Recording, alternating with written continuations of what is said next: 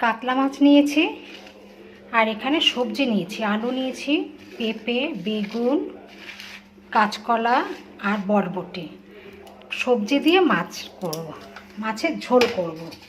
কড়াইতে তেল গরম হয়ে গেছে, মাছগুলো দিয়ে দিচ্ছি।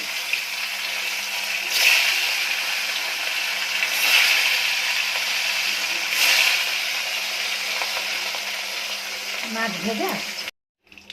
মাছ ভাজা তুলে নিয়েছি, এবারে তেল গরম হয়ে গেছে, এখানে শুকনো লঙ্কা, তেজপাতা ফোড়ন দিচ্ছি, আর দেব 5 ফোড়ন। 5 ফোড়ন ফোড়ন দিচ্ছি।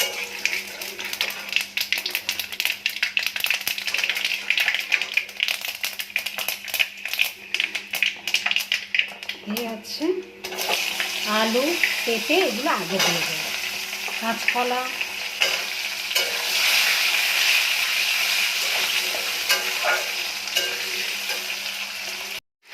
কাঁচকলা নিয়েছি, এর মধ্যে হলুদ মাখিয়ে রেখেছিলাম, এটা ভালো করে ধুয়ে এবার এটাকে এর মধ্যে দিয়ে দিচ্ছি। দিয়ে সবজিগুলো ভালো করে ভেজে তারপর সবজিগুলো ভাজা ভাজা হয়ে গেছে। টমেটো দিয়ে দিয়েছিলাম, অল্প নুন দিয়ে ভালো করে ভেজে নিয়েছি।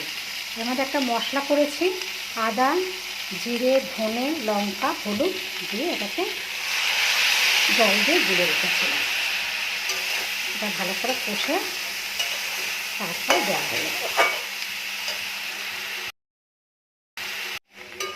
সবজি কষা হয়ে গেছে, এবার আমি জল দিয়ে দিচ্ছি।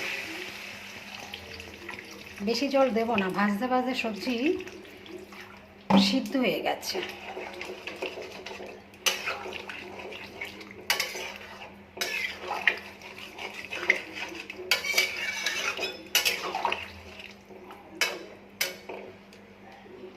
এবার ঢাকা দিয়ে দেব।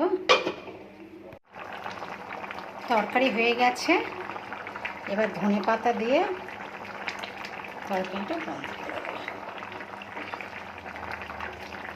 গ্যাসটা বন্ধ করে দিচ্ছি, দিয়ে কিছুক্ষণের জন্য ঢাকা দিয়ে রেখে দেব। আমার মাছের ঝোল